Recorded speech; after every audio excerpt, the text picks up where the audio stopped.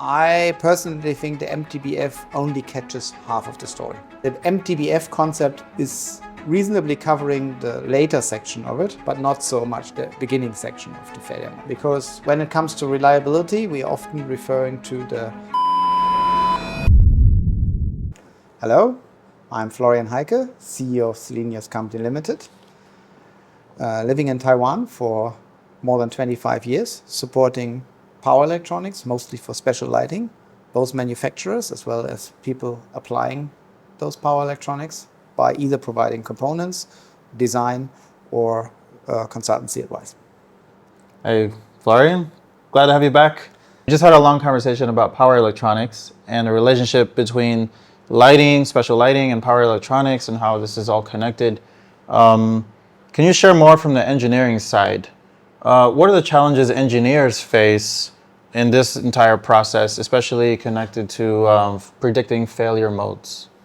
Okay, so when you look at, coming back to special lighting, we discussed the reliability of the light source itself, as well as the power supply driving the light source.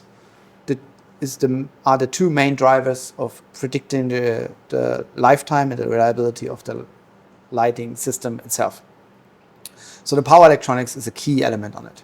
So when you come to the reliability of a power supply, it is often referred to the mean time between failures, or MTBF, that is given as a measure to determine the lifetime.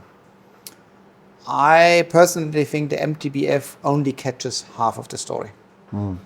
Because when it comes to reliability, we are often referring to the so-called Bas tank curve, meaning you have a lot of failures that are happening at the beginning of your lifetime, the early ones, then usually quite stable, and then you have those ones which are happening in the later lifetime. And the MTBF concept is reasonably covering the later section of it, but not so much the beginning section of the failure modes.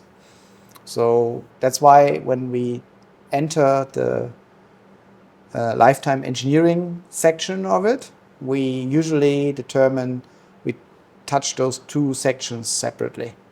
The early failures and the longer lifetime failures. For the longer lifetime failures, there are calculation methods.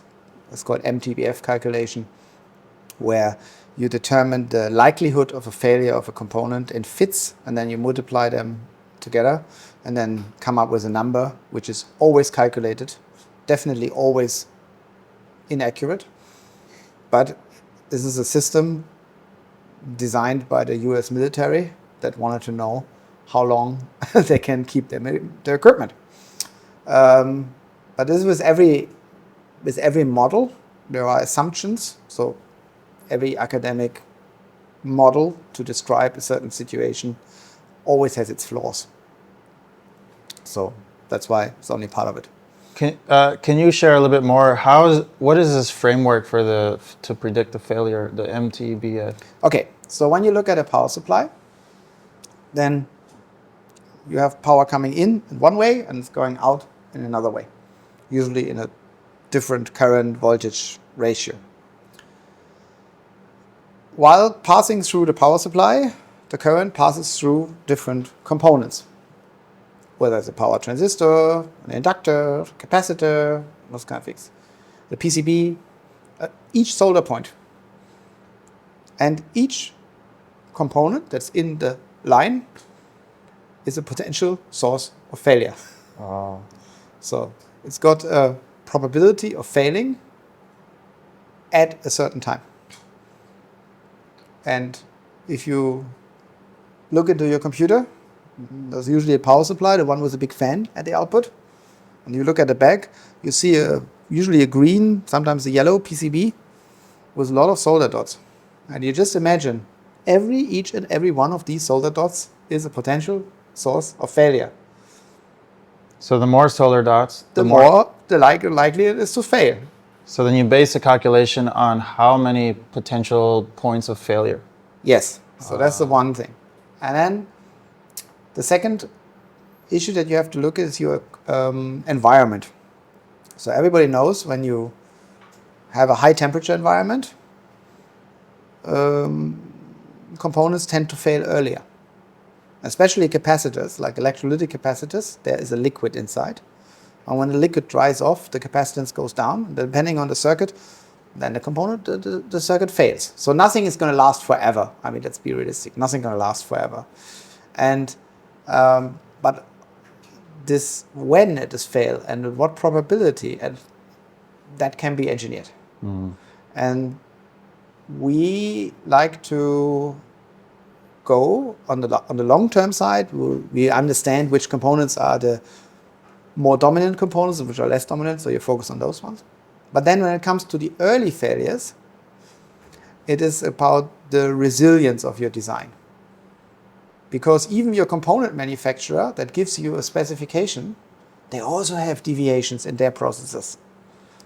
So the power transistor, which is 99.5% within spec or exactly in spec, there might be something that's still below the spec. So there's a concept of called derating, meaning you try not to use the component all the way up to their target spec, but you keep a safety margin between the rated circumstances that the component is designed for and the actual rating that you're going to use. So to avoid that those deviations of your component manufacturer will impact you. That's one derating concept.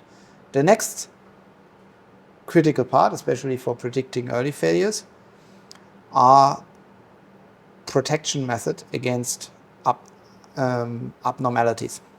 Abnormalities could be pulses on your power source, could be people that walk on a carpet and you see the arc between your finger and the component, that this doesn't hurt, because semiconductors itself tend to be very sensitive components.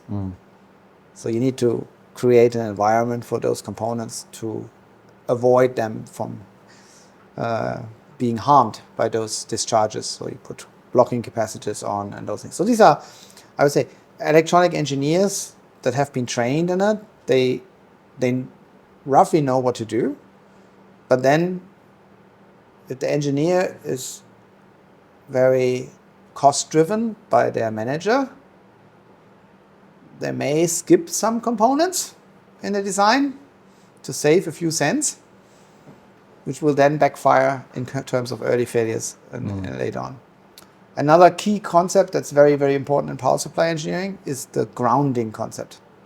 So in power supply, we need the ground, both for shielding, but also to connect to protective devices to avoid those circumstances to come. And how you design your ground layer in your product is quite crucial.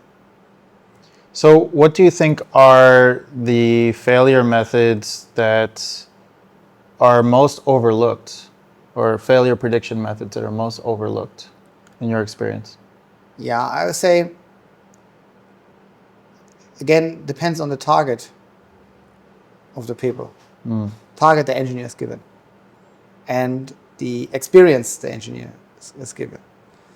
So there are, as I said, those ones which are known or commonly known, which is common knowledge. I say electrolytic capacitor is one of the reasons. But the one that is often underestimated are the semiconductors, which are not fully genuine. Because especially in China, what's written on the component may not necessarily represent what's inside. Wow. There is a huge recycling industry for electronic components in the Shenzhen area.